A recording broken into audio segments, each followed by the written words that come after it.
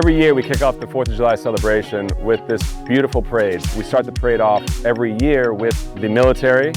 We roll in with the Grand Marshal, honor them, stand when the flag comes.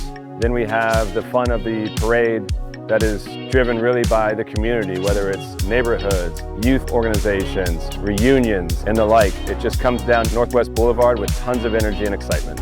There can be over 40,000 people on the parade route. One thing that's so special is that people come from all over for the 4th of July.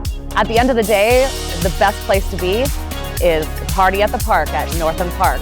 We cap off the night with fireworks, there's food trucks, there's fun, there's music, and we celebrate our wonderful community on Independence Day.